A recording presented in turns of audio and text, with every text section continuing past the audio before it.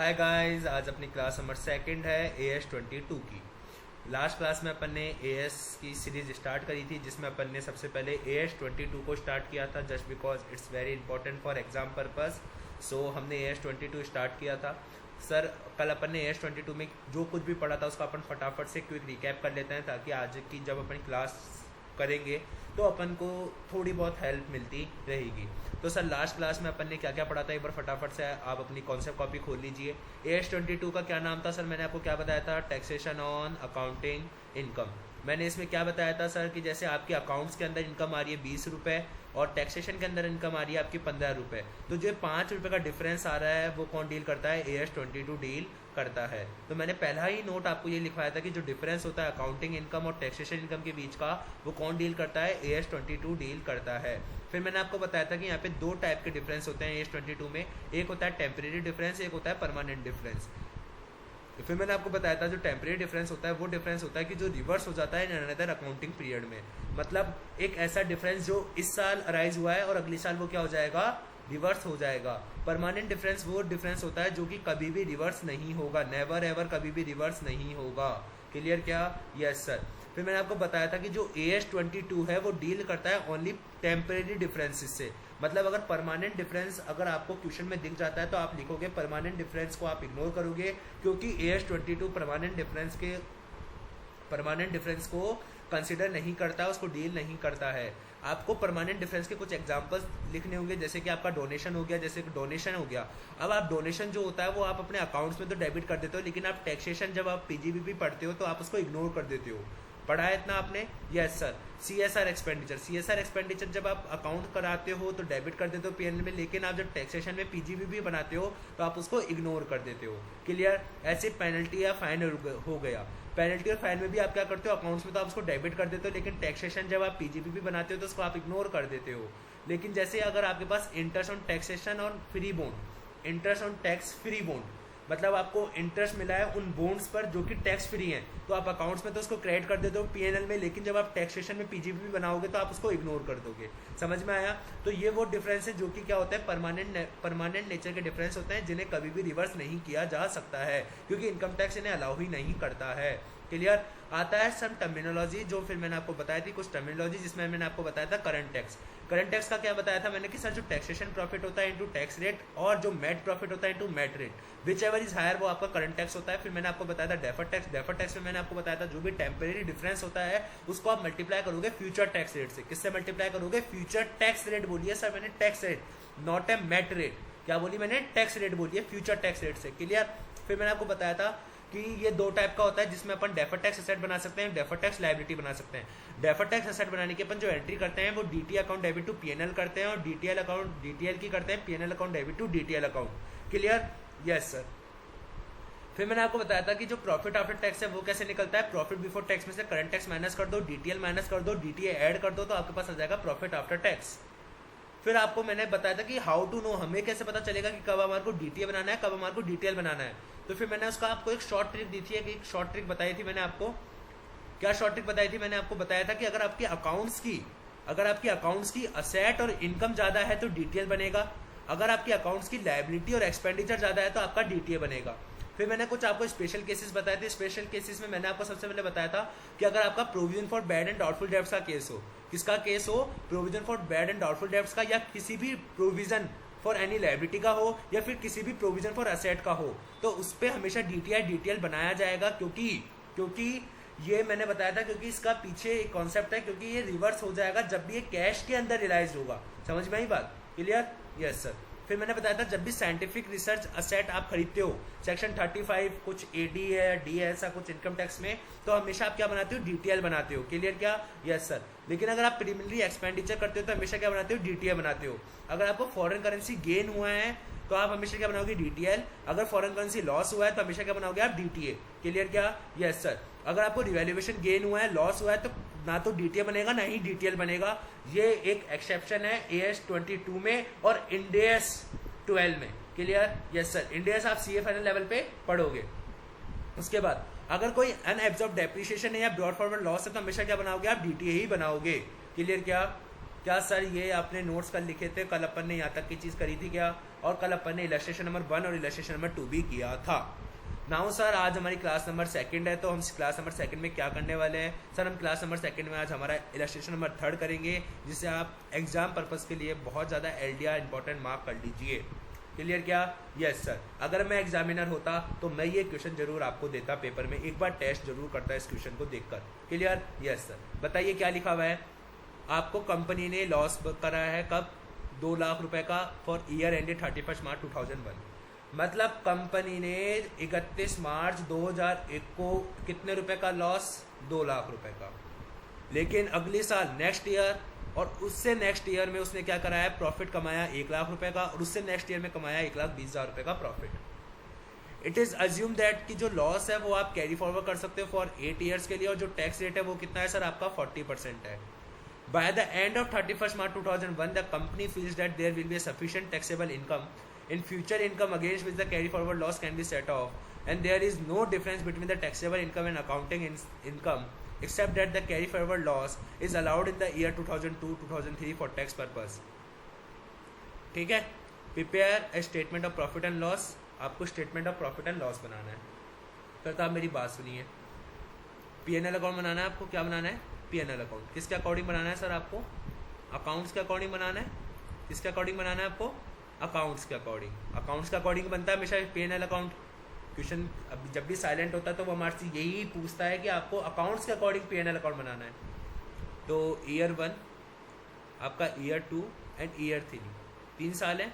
Yes sir. 3 साल में सबसे पहले आपका प्रॉफिट बिफोर टैक्स, ये 2 लाख का लॉस है। या सर। ये 1 लाख का प्रॉफिट है। Yes sir. और ये 1,20,000 का प्रॉफिट है। क्लियर हुआ क्या? Yes sir. अब मुझे आप क्या बताओगे?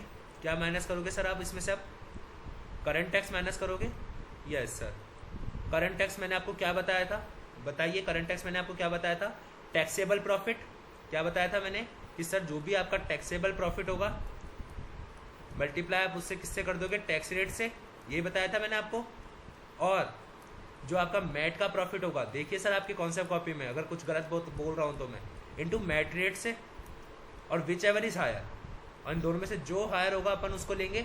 मैट प्रॉफिट और मैट रेट इस क्वेश्चन में गिवन नहीं है, तो अपन इसको इग्नोर कर देंगे। अपने पास क्या बचा? टैक्सेबल प्रॉफिट और टैक्स रेट। क्लियर क्या? Yes sir. अपन अब एक वर्किंग नोट बना लेते हैं जिसके अंदर अपन टैक्सेबल प्रॉफिट निकाल लेते हैं। वर्किंग नोट नंबर 1 क्या निकाल रहे हैं सर अपन? अब टैक्सेबल प्रॉफिट। क्या निकाल रहे हैं सर अपन? Taxable profit. ईयर 1 का, ईयर 2 का एंड ईयर 3 का। क्लियर क्या? Yes sir. ईयर 1 पर मैं सर इसको थोड़े से अलग पेन से कर दूं क्या, ताकि आपको कोई कंफ्यूजन ना रहे? Yes sir. मैं थोड़ा सा इसको हाईलाइट भी कर देता हूँ। टैक्सेबल प्रॉफिट मैं ब्लू कलर से कर रहा हूँ। Year 1, year 2 and year 3। Clear क्या? Yes sir. आपका प्रॉफिट कितना था यहाँ पे? यहाँ पे सर 2 लाख रुपए का लॉस था आपको। Yes sir. यहाँ पे आपको 1 लाख रुपए का ये था प्रॉफिट, यहाँ पे 1,20,000 रुपए का आपको प्रॉफिट था। सर टैक्सेबल, सर आपने कभी टैक्स पढ़ा है क्या? यस सर टैक्स पढ़ा है ना, क्यों नहीं पढ़ा? टैक्स तो हम तो बहुत अच्छा जानते हैं। टैक्स में तो हमारी सबकी एग्जाम्पशन आई थी, लेकिन अकाउंट्स में रह गई थी। कोई बात नहीं। इधर देखिए आप, क्या बोला आपने टैक्स पढ़ा है ढंग से? Yes sir. क्या अगर आपको लॉस हो रहा है तो उस साल कोई टैक्स बनेगा क्या? No tax. कोई टैक्स बनेगा क्या? No sir. कोई टैक्स बनेगा क्या? No tax. कोई नहीं बनेगा। यहाँ पे आपको 1 लाख रुपए का प्रॉफिट हो रहा है, हो रहा है। बट आपने कभी सेट ऑफ वाला कॉन्सेप्ट पढ़ा है? कौन सा वाला sir? Set of concept. Tax के अंदर सेट ऑफ वाला कॉन्सेप्ट पढ़ा है? हाँ सर। ये 2 लाख रुपए का लॉस, इसमें से माइनस हो जाएगा 1 लाख रुपए, सेट ऑफ हो जाएगा ना? Yes sir. अभी भी 1 लाख रुपए का बच गया तो 1 लाख रुपए यहाँ से माइनस हो जाएगा। अब मुझे एक बात बताइए, आपके पास यहाँ पे कितना बचेगा? 2 लाख रुपए। यहाँ पे कितना बचेगा? 0। यहाँ बचेगा 20,000। क्या समझ में आई? क्या टैक्सेबल प्रॉफिट बता रहा हूँ सर मैं आपको। ये मेरा इनकम आया है। ये क्या है? ये सर मेरी इनकम। किसके अकॉर्डिंग? एज पर टैक्स के अकॉर्डिंग। कि अगर मैं टैक्स के अकॉर्डिंग मेरी इनकम देखूँ, ईयर 1 की 2 लाख है, ईयर 2 की 0 है, ईयर 3 की 20,000 रुपये। क्लियर क्या? Yes sir. मुझे बताइए टैक्स कितना बनेगा? सर इस पर टैक्स 0 रुपये। क्यों? Because there is loss. Because there is loss. इधर क्या बनेगा? 0, बिकॉज नो इनकम, कोई इनकम ही नहीं है। इधर कितना बनेगा? सर 20,000 पे टैक्स रेट कितनी थी? टैक्स रेट कितनी थी सर? 40%, yes sir. तो 20,000 का 40% कितना होता है sir? 8,000, because there is income. यहाँ क्या है सर, आपके पास इनकम है, तो एट द रेट 40% आप क्या कर दोगे सर? टैक्स लगा दोगे। समझ में आया क्या? क्लियर हुआ क्या आपको? Yes sir. तो करंट टैक्स आ गया क्या आपके पास? यस सर, करंट टैक्स आ गया। इधर 0 है, इधर आपका 0 है, इधर आपका करंट टैक्स 8,000 है। क्या यहाँ तक की चीज़ आपको समझ में आई क्या? यस सर, समझ में आ गई।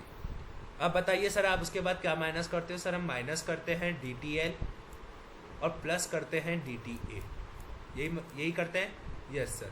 बताइए आपको ईयर 1 में DTL बनेगा या DTA बनेगा? वो तो सर हम देखेंगे, ईयर वन में क्या बोल रहा हूँ सर मैं? अब आप फोकस करिएगा सर, मैं क्या बोल रहा हूँ। आपके पास टैक्सेबल इनकम कितनी है? ये वाली इनकम है टैक्सेबल, अब अपन इसको ही कंसिडर करेंगे। यस सर, क्योंकि एज पर टैक्स तो आपके पास यही इनकम आई है और एज पर अकाउंट्स आपके पास ये इनकम है। समझ में आया क्या? Yes sir. जो मैंने हाईलाइट करा है वो आपको क्या समझ में आया क्या? हाँ सर, समझ में आ गया। क्लियर क्या? Yes sir. देखिएगा सर अब, ठीक है।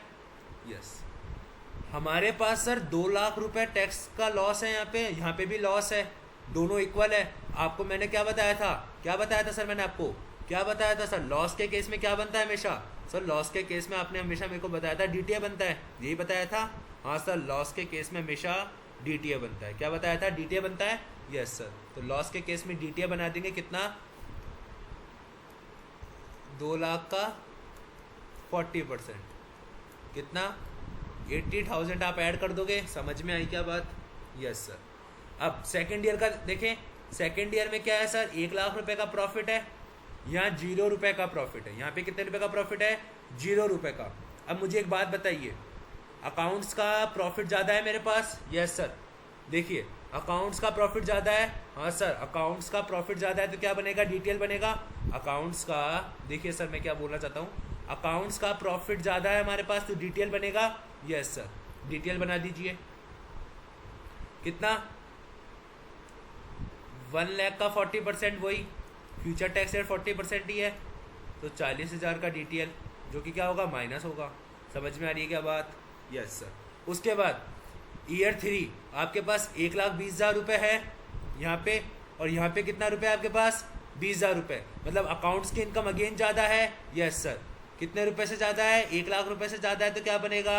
DTL। कितना परसेंट? 40%, 40,000 रुपये। समझ में आई क्या बात? लॉजिक क्लियर हुआ क्या आपको? Yes sir. बताइए ये कितना बचता है? 1,20,000 नेगेटिव में। Yes sir. ये कितना बचता है? 60,000। ये कितना बचता है सर? 8,000 तो ये गया, 40,000 ये गया, 48,000 तो कितना बच गया सर यहाँ पे? फटाफट से माइनस कीजिए सर। 1,20,000 minus 48,000 equals to 72,000। कितना आ गया सर? 72,000। क्या सर आपको ये सॉल्यूशन क्लियर हुआ क्या? देखिए क्या सर यही सॉल्यूशन आ रहा है क्या? समझ में आया क्या सर? ये लॉजिक क्लियर हुआ क्या ये सॉल्यूशन का? हाँ सर, अब समझ में आ गया ये कैसे हुआ। करंट टैक्स समझ में आया आपको? Working note number 1, current tax का क्या बनाया मैंने? वर्किंग नोट नंबर 1 बनाया। क्लियर क्या? समझ में आया है क्वेश्चन? यस सर, बहुत ही क्रिस्टल क्लियर हो गया सर ये कॉन्सेप्ट, बहुत ही मज़ा आया सर ये क्वेश्चन करके। क्लियर क्या? Yes sir. अब करें इलस्ट्रेशन नंबर 4। क्या लिखा हुआ है सर? ये पता नहीं सर क्यों इम्पोर्टेंट क्वेश्चन है। ICAI हर बार इसको टेस्ट करती है अपने एग्जाम में, और मेरी यही शिकायत रहती है उनसे कि आपने एग्जाम्पल नंबर 3 क्यों टेस्ट नहीं करा। आपको जबकि एग्जाम्पल नंबर 3 टेस्ट करना चाहिए था ना। क्यों? क्योंकि सर एग्जाम्पल नंबर 3 ही इंपॉर्टेंट है as compared to illustration number 4। But जैसा ICAI माने वैसा। Omega limited is working on a different projects which are likely to be completed within a 3 years period. It recognize revenue from this contract on a percentage of completion method. जैसा कि आपने पढ़ा होगा sir AS7 के अंदर अपने बहुत सारे मेथड्स होते हैं। परसेंटेज कंप्लीशन मेथड होता है, एक लमसम मेथड होता है, जिसके अंदर अपन अपनी कॉन्ट्रैक्ट से जो रेवेन्यू अराइज होती है उसको अपन क्या करते हैं? रिकग्नाइज करते हैं। नहीं पढ़ा होगा तो सर आप अभी इसी यूट्यूब चैनल पर आप जल्दी इसकी वीडियो भी पाएंगे। हाँ, फिर उसके बाद 2010, 2011, 2012, 13 3 साल है जिनके आपको इतनी इनकम हुई है। लेकिन अगर मैं इनकम टैक्स पर्पज़ के लिए बात करूँ तो जो मेरे को इनकम हुई है वो 7 लाख, 18 लाख और 23 लाख की हुई है। आपको इनकम टैक्स रेट 35% है, आपको बताना है कि कितना डेफर्ड टैक्स लायबिलिटी असेट 2010, 2011, 2012, 13 के लिए बनेगा। समझ में आई क्या बात? यस सर, बहुत ही सिंपल लग रहा है ये तो आपको, इसने तो हलवा दे दिया आपको। पिछले वाले क्वेश्चन में तो आपको एटलीस्ट टैक्सेबल इनकम निकालनी थी, इसमें तो आपको टैक्सेबल इनकम भी दे दी और अकाउंटिंग इनकम भी दे दी, तो आपको दिमाग लगाने की आवश्यकता ही नहीं है। तो ईयर 1 हो गया, ईयर 2 हो गया, ईयर 3 हो गया। फटाफट से अकाउंटिंग इनकम बोलो सर। आपकी अकाउंटिंग इनकम है 11 लाख रुपए, इधर है आपकी 16 लाख रुपए, इधर है आपकी 21 लाख रुपए। अगर फटाफट से आपकी टैक्सेबल इनकम बोलो फटाफट से सर, 7 लाख रुपए, 18 लाख रुपए और 23 लाख रुपए। समझ में आई क्या बात? Yes sir. अब एक और चीज़ सर, बताइए अकाउंटिंग इनकम ज़्यादा है या टैक्सेबल इनकम ज़्यादा है सर? सर हमारी अकाउंटिंग इनकम ज़्यादा है। कितने रुपए से ज़्यादा है? 4 लाख रुपए से ज़्यादा है। तो डिफरेंस बताइए सर, डिफरेंस कितना आया? 4 लाख रुपए का। इधर डिफरेंस कितने का आया? माइनस के 2 लाख का। इधर डिफरेंस कितने का आया सर मेरे पास? माइनस के 2 लाख का। तो मतलब आप कुछ समझ पा रहे हो कि हमारी अकाउंटिंग इनकम ईयर 1 के अंदर बात करेंगे सर, ईयर 1 के अंदर हमारी अकाउंटिंग इनकम ज़्यादा है टैक्सेशन इनकम से। तो क्या बनता है जब हमारी अकाउंट की इनकम ज़्यादा होती है तो क्या बनता है? डीटीएल बनता है। क्या बनता है? डीटीएल। यस सर, तो डीटीएल बना देंगे। कितना? 4 लाख का कितना परसेंट है सर? 35% है। तो 4 लाख का 35% निकालो फटाफट से सब सारे। कितना आया सर? 1,40,000। यस सर, क्लियर क्या? यस।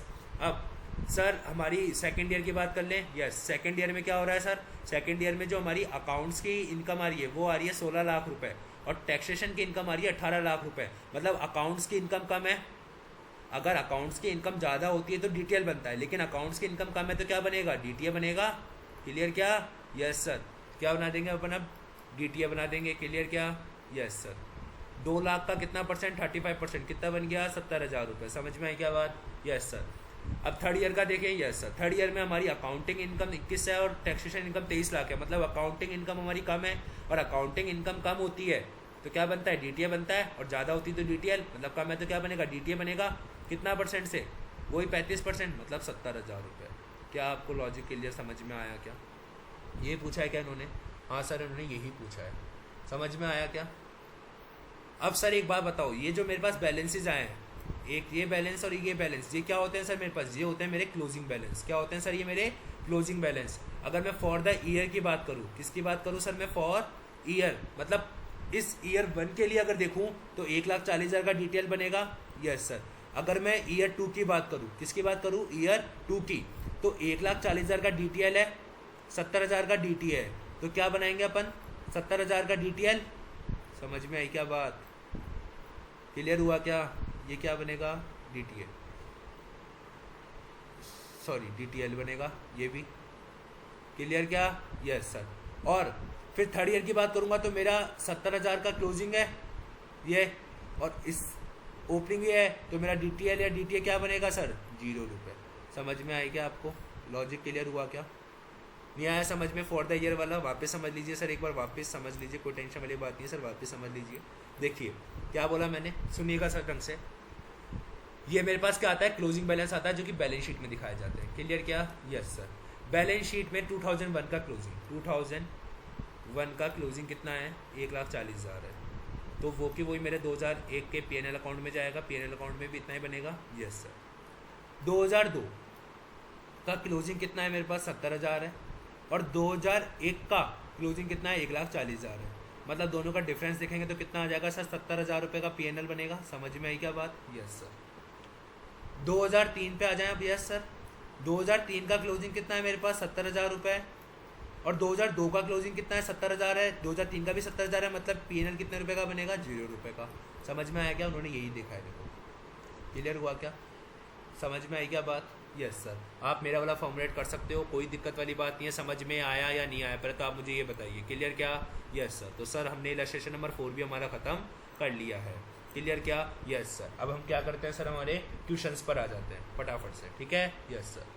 आ जाइए सर अपने क्वेश्चन नंबर 8 पर। किस पर आ जाइए सर? Question number 8। क्या है सर ये क्वेश्चन नंबर 8? सर ये क्वेश्चन नंबर 8 कुछ भी नहीं है। क्वेश्चन नंबर 8 आपके आईसीआई की बुक का पेज नंबर 1.157 का क्वेश्चन नंबर 8 है। सर इसके अंदर ऐसा क्या है जो कि हमारे को एग्जाम्पल्स में नहीं था और आपने बोला कि ये इंपॉर्टेंट क्वेश्चन है? ऐसा कब बोला मैंने? अब मैं बोलूँ कि एक इंपॉर्टेंट क्वेश्चन है। क्यों इंपॉर्टेंट क्वेश्चन है? देखिएगा सर, इंपॉर्टेंट क्वेश्चन है सर। एलडीआर मार्क कर लीजिएगा आप इसको भी। मैंने अभी तक आपको इस चैप्टर में 2 LDR मार्क करवाए हैं, ठीक है। क्या लिखा हुआ है सर इसमें, Y limited is a full tax free.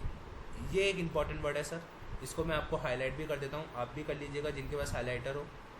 Full tax free, क्या वर्ड लिखा हुआ है सर, फुल टैक्स फ्री। एक ये क्या होता है सर, ये फुल टैक्स फ्री मैं बताता हूँ सर आपको। देखिए ये फुल टैक्स फ्री है, ये क्या है, टैक्स हॉलीडे, मतलब एक तरीके से ये टैक्स ना देने से छुट्टियां बना रहा है। कितने साल के लिए, फॉर द फर्स्ट 10 ईयर्स के लिए of its existence and is in the second year of its operation. Depreciation timing difference resulted in a tax liability in year 1 and 2 is 200 lakh and 400 lakh respectively। मतलब क्या बोला, 10 साल का 10 years का मेरे पास क्या है, टैक्स हॉलीडे पीरियड है ईयर 1 में एंड ईयर 2 में। मेरे पास टाइमिंग डिफरेंस, टीडी बोले तो टाइमिंग डिफरेंस अराइज हुआ, एक तो 200 लाख का, एक 400 लाख का। टाइमिंग डिफरेंस है मतलब AS22 डील करेगा या sir. From the third year, क्या लिखा हुआ है, from the third year it is expected that the timing difference would reverse each year by 10 lakh. क्या लिखा हुआ है, लाइन पढ़िएगा सर ढंग से, इंपॉर्टेंट लाइन है सर। क्या लिखा हुआ है, from third year it is expected the timing difference would reverse each year by 10 lakh. क्या लिखा हुआ है सर, क्या लिखा हुआ है कि हर साल, क्या लिखा हुआ है सर, कि हर साल 10 लाख रुपए से, ईयर थर्ड से हर साल 10 लाख रुपए पर एनम रिवर्स होगा। समझ में आई बात, यस सर। टैक्स रेट कितना है, 40% है, आपका जो टैक्स रेट है वो इक्वल्स टू 40% है। आगे बोलिए, find out the deferred tax liability at the end of second year and any charge to the PNL account. आपको डिटेल बनाना है सेकेंड ईयर पे कि कितना बनेगा और आपको ये बताना है कि PNL अकाउंट में कितना चार्ज होगा। समझ में आई क्या बात, यस सर। अब सर समझाओ तो सही है, टैक्स हॉलीडे पीरियड होता क्या है, ठीक है। तो सर ये टैक्स हॉलीडे पीरियड क्या होता है, आइए अपने कॉन्सेप्ट कॉपी में वहाँ लिखवा देता हूँ मैं इसको। आइए सर, ये देखिए सर मैंने पहले से लिख रखा है इसको, आप एक बार उतार लीजिए इसको। क्या लिखा हुआ है, देखिए sir, tax holiday. Tax holiday क्या होता है सर, कभी कभार क्या होता है, कुछ एंटिटीज़ को, क्या बोला मैंने सर, कुछ एंटिटीज़ को किस सेक्शन के तहत, एज पर, लिख लीजिएगा सर इस सेक्शन को इस कॉन्सेप्ट कॉपी में, एज पर सेक्शन 10A या फिर 10B के तहत टैक्स हॉलीडे पीरियड मिलता है। उस टैक्स हॉलीडे पीरियड में क्या होता है, कंपनी को टैक्स देने से छूट मिलती है, मतलब कंपनी टैक्स नहीं पे करती है। तो ऐसे केस में जो भी डिफरेंस अराइज होता है, जो डिफरेंस अराइज होता है हम उसे क्या कहते हैं, टाइमिंग डिफरेंस कहते हैं। और अगर कोई डिफरेंस जो अराइज हुआ उस टैक्स हॉलीडे पीरियड में, क्या लिखा हुआ है, during the tax holiday period, उस टैक्स हॉलीडे पीरियड में जो भी डिफरेंस अराइज होता है और अगर वो रिवर्स हो जाता है उसी टैक्स हॉलीडे पीरियड में, तो हम उसे इग्नोर कर देते हैं। क्या बोला मैंने, मैंने बोला कि अगर सर टैक्स हॉलीडे पीरियड में अगर कोई डिफरेंस अराइज होता है और वो उसी टैक्स हॉलीडे पीरियड के दौरान रिवर्स हो जाता है तो हम उसे इग्नोर कर देते हैं। क्लियर, ये लाइन बोली मैंने, यस सर। तो अपन इस क्वेश्चन को यूज करें इसमें, यस सर। आइए क्या लिखा हुआ है, देखिए सर क्या लिखा हुआ है, Y limited is a full tax free है, full tax free for 10 years. कितने साल के लिए सर, कितने साल के लिए फुल ईयर है, 10 ईयर्स के लिए। तो देखो sir, tax holiday period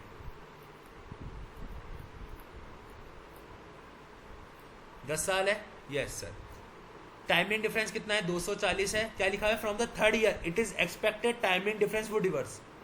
year third से ईयर 10 तक कितने साल हो गए सर, 3 4 5 6 7 8 9 10, जोड़िए सर, 1 2 3 4 5 6 7 8, कितने ईयर्स हो गए सर, 8 साल। 8 साल, हर साल 10 लाख रुपए by 10 lakh rupee each year into 10 equals to 80 lakh. वो अमाउंट है जो कि ओरिजिनेट भी इसी पीरियड में हुआ और रिवर्स भी इसी पीरियड में हुआ। क्या बोला मैंने, वो डिफरेंस जो क्रिएट भी इसी टैक्स हॉलीडे पीरियड में हुआ और रिवर्स भी इसी टैक्स हॉलीडे पीरियड में होता है, तो हम उसे इग्नोर कर देते हैं। क्या मैंने ये लाइन लिखवाई क्या, यस सर। रिवर्स जो हो जाए during the tax holiday period वो इट शैल बी इग्नोर्ड, उसे अपन क्या कर देते हैं, इग्नोर कर देते हैं। समझ में आई क्या बात, yes sir. Clear, yes sir. And such difference मतलब ये वाला डिफरेंस, ये 80 लाख रुपए का डिफरेंस, डेट 80 लाख ये जो 80 लाख रुपए हैं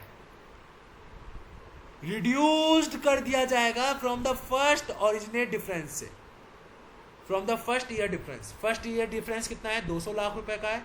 यस सर, आइए ईयर वन डिफरेंस कितना है? ईयर वन का टाइमिंग डिफरेंस 200 लाख है। क्लियर क्या? Yes sir. इसमें से क्या माइनस कर देंगे? इग्नोर वाला, जो कि अपन को इग्नोर करना है, कितना? 80 लाख का। तो हमारे पास कितना बच जाएगा? 120 lakh rupee for year one. समझ में आया क्या? Why sir year one? Just because income tax में हमेशा फीफो मेथड यूज होता है, इस कारण से पहले जो डिफरेंस अराइज हुआ है उस डिफरेंस में से ही इग्नोर वाले पोर्शन को माइनस करेंगे। समझ में आई क्या बात? लॉजिक क्लियर हुआ क्या? Yes sir. क्लियर क्या? Yes sir. ईयर टू का कितना टाइमिंग डिफरेंस है सर? ये ईयर वन का टाइमिंग डिफरेंस आ गया। ईयर टू का टाइमिंग डिफरेंस कितना है सर? ईयर टू का टाइमिंग डिफरेंस है 400 लाख। कितना है सर? 400 लाख। क्लियर क्या? Yes sir. अब एक बात बताइए सर, टाइमिंग डिफरेंस से क्या बनाएंगे सर? डीटीए भी बन सकता है, डीटीएल भी बन सकता है सर, लेकिन ध्यान रखना अगर क्वेश्चन साइलेंट हो तो हमेशा अपन डीटीएल बनाते हैं, क्योंकि अपन कुछ पता नहीं लगा सकते टेम्परेरी डिफरेंस किसके कारण राइज हुआ है, ये इनकम के कारण हुआ है या असेट के कारण हुआ है या एक्सपेंडिचर के कारण हुआ है, किसके कारण हुआ है पता नहीं लगा सकते, तो अपन क्या मानेंगे? हमेशा डीटीएल मानेंगे। तो 120 लाख का डीटीएल बनाए। Yes sir. 120 लाख का डीटीएल कितना है? 40% टैक्स रेट है। Yes sir. 40% टैक्स रेट है ना? Yes sir. 40% बनाइए सर इसका। 120 का 40% that equals to 48 lakh. Clear क्या? Yes sir. इसका 400 लाख का भी 40% ही बनेगा, दैट इक्वल्स टू कितना होता है सर? 160 लाख। समझ में आया क्या? ये दोनों का क्या आ गया सर? Closing balance. क्या पूछा गया था हमारे से? समझ में आया क्या ये? Yes sir. हमारे से क्या पूछा गया था? हमारे से पूछा गया था कि आपको eight the end of second year के एंड में कितना डेफर्ड टैक्स लायबिलिटी बनाओगे? सर सेकेंड ईयर के एंड में जो डेफर्ड टैक्स लायबिलिटी बनेगी वो कितने की बनेगी? 160 लाख की। और पीएनएल में कितना चार्ज करोगे सर? पीएनएल में सेकेंड ईयर के दौरान, during the second year sir कुछ भी नहीं है, दोनों क्लोजिंग का डिफरेंस, इस क्लोजिंग का और इस क्लोजिंग का डिफरेंस कितना होता है सर? आंसर देख लेते हैं अब अपन।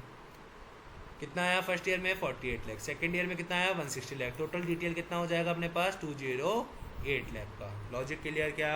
Yes sir. देख लीजिए एक बार सर आईसीए का आंसर। Yes sir. देख लीजिए क्या 208 लाख आ रहा है क्या? देख लीजिए सर, ये रहा सर 208 लाख आ रहा है। ये देखिए सर 208 लाख आ गया हमारे पास टोटल डेफर्ड टैक्स लायबिलिटी। इन्होंने थ्योरी में लिखा और अपन ने इसको प्रैक्टिकल सॉल्व करा। और ये देखिए सर टैक्स सेक्शन 10 ने टेक्निक बी का रेफर दिया, और रिवर्स जो होता है हम उसको रिकग्नाइज नहीं करते हैं, मतलब इग्नोर कर देते हैं। ये वर्ड्स जो मैंने आपको वहाँ लिखवाया है आप उसको थोड़ी सी लैंग्वेज बदल के भी लिख सकते हैं। क्लियर क्या? Yes sir. तो सर अपन ने एक क्वेश्चन भी खत्म कर लिया, क्वेश्चन नंबर 8। और देखते हैं सर AS22 के कोई क्वेश्चन है क्या? ये रहा सर एक question number 11 sir, question number 11। और सर ये क्वेश्चन नंबर 11 आपका होमवर्क है, क्योंकि सेम एज इलस्ट्रेशन नंबर 1 है, ये सेम एज एग्जाम्पल नंबर 1 जो मैंने किया था वही है, तो आप इसको कर सकते हो इजीली। और कौन सा है और है क्या sir examples? I think sir मेरे हिसाब से अब कोई एग्जाम्पल नहीं है, आईसीए की बुक में नहीं कोई क्वेश्चन है। तो सर क्या अपन को सिर्फ आईसीए की बुक करनी है क्या? नहीं सर। मैंने आपको क्या वादा किया था? मैंने सर आपसे वादा किया था, क्या वादा किया था? First day first class as की क्या बोला था मैंने आपको? क्या क्या कवर कराएंगे हम? क्या आईसीए का एसएम हुआ इसमें? हाँ सर आईसीए का एसएम हो गया।